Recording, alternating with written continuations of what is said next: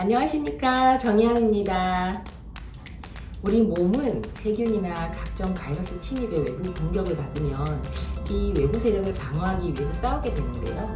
이 방어 반응이 곧 염증입니다. 급성일 때는 이 염증 부위가 붓고 조직이 막 붉어지고 삼출액이 나오면서 통증 생기고 열도 발생하는 그 눈에 띄는 반응이 생깁니다.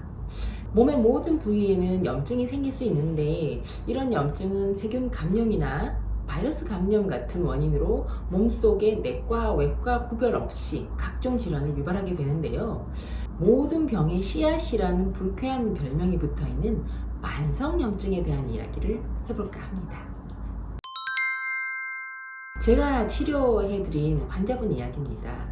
이분은 항상 피곤하고 잠을 자도 잔 것 같지도 않고 1년의 절반은 감기를 달고 사는 분이었어요.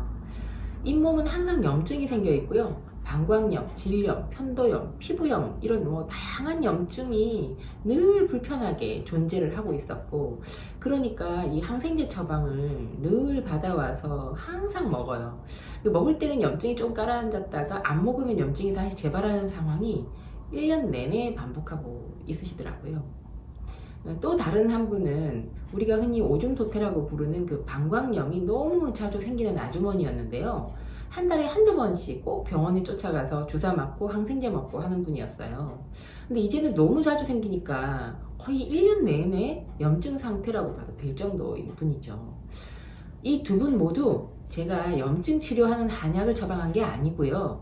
면역력을 좋아지게 하는 처방을 하면서 규칙적인 생활과 영양가 있고 다양한 식단으로 식사하게 하고 수면 시간을 하루에 1시간씩 늘리도록 했더니 항생제 먹지 않아도 이 만성염증이 서서히 좋아지는 결과를 직접 볼 수 있었습니다.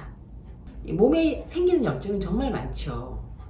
중이염, 부비동염, 구내염, 편도염, 인후염, 후두염, 위염, 늑막염, 기관지염, 폐렴, 간염, 십이지장염, 대장염, 난소염, 전립선염, 질염, 방광염, 골반염, 신우염, 관절염. 아휴, 너무나 많은데, 그런데 이런 염증들 말고도 이질, 매도, 결핵 같은 이 전염성 질환도 모두 염증 때문에 발생합니다.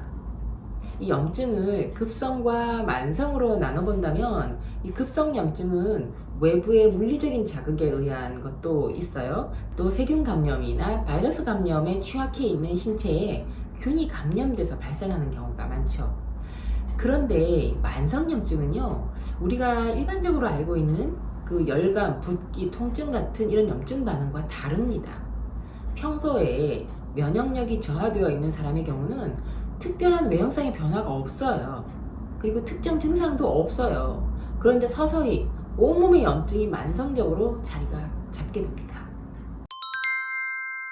이 만성염증은 외부로부터 감염이 없어도 면역세포가 사이토카인과 같은 강력한 염증 물질을 계속 생성하면서 눈에 띄는 증상 없이 몸속에 전신에 조용히 염증 물질을 쌓아가면서 신체 면역력이 떨어지기를 기다렸다가 복합적이고 다양한 증상들을 일으키게 되는 아주 소리 없는 만병의 씨앗으로 자리 잡습니다. 그래서 이 만성염증은 증상이 아주 복합적이고 전신적입니다. 지속적으로 피곤하고요, 잠 안 오고요, 우울하고, 불안하고, 열나고, 구강에 염증 생기고, 피부 발진, 복통, 가슴 통증, 변비, 설사, 위산 역류, 비만, 5만 가지의 감염, 그리고 염증성 장질환, 이런 것들이 수개월에서 수년 동안 지속되는 양상을 보입니다.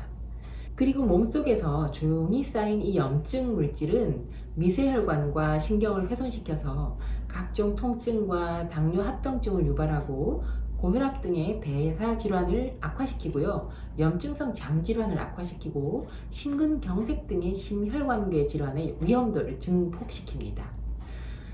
그리고 이 만성염증은 여러 가지 만성질환을 빠르게 악화시켜서 결국에는 암으로 진행하게 한다는 연구 결과도 있거든요. 그러니까 결국에는 이 만성염증이 암을 유발하는 원인이라고 보아야 합니다. 이 만성염증이 생기게 되는 조건이 있는데요, 아주 다양해요. 노화, 활성산소, 내장 체지방 등과 포화지방, 트랜스지방, 정제된 밀가루, 흰설탕, 흡연, 낮은 성호르몬 수치, 스트레스, 수면 부족 이런 것들이 다 원인이고요. 이런 조건들은 이 면역력과 반비례하기도 합니다. 이게 만성염증은 삶의 질이 많이 떨어지기 때문에 평소에 꾸준한 관리가 중요한데요. 모든 면에서 면역력이 떨어지지 않도록 건강한 식재료를 기본에 충실한 방법으로 먹고 수면 시간과 활동 시간 정확하게 지키고 또 생체 리듬을 바로잡는 이 생활 습관과 식습관을 하나하나 고쳐나가는 노력이 필요합니다. 하루 수면 시간은요, 7시간에서 8시간이 필요합니다. 이 수면은 뇌를 쉬게 하는 시간이기도 하고요. 성장 호르몬을 자극해서 세포 재생과 활력에 도움을 주는 시간이기도 해서 만성염증을 예방하는 최적의 조건입니다. 몸에 지방이 많으면 염증이 잘 생기고요.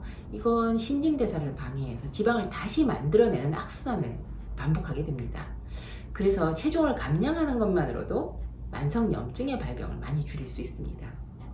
햇빛을 쬐면 몸에서 비타민 D가 생성되고요. 이 체내에 만들어진 비타민 D는 몸속에서 발생되는 염증을 억제하는 효과가 있습니다. 매일 햇볕이 좋은 시간을 골라서 30분 정도 산책하는 것이 염증 발생을 억제하는 데 도움이 됩니다. 이 토마토의 붉은색을 내게 하는 라이코펜은 이 항암 효과가 있는 걸로도 유명한데요. 이 몸 전체의 염증을 줄여주는 항산화효능, 노화 방지, 심혈관 질환 예방, 혈당 저하에도 효과가 있습니다. 그리고 이 라이코펜은 열을 가하면 함량이 늘어나고요. 또 인체 흡수도 더 쉬워지는 지용성 색소지만 비타민 C가 파괴되지 않도록 아주 살짝 익혀서 먹는 것이 좋습니다. 이 강황은요, 울금이라는 이 한약재로도 불리는 약재입니다. 이 노란색을 띠는 커큐민 성분이 몸속의 독소로 인해서 발생되는 활성산소를 제거하는 항산화 효과가 아주 뛰어납니다. 그리고 항암 효과, 항염 효과도 뛰어나서 각종 염증과 다양한 암을 일으키는 세포의 성장을 억제하는 효과가 있습니다. 이 콩 속에는 항산화 성분의 일종인 이소플라본이 아주 풍부한데요.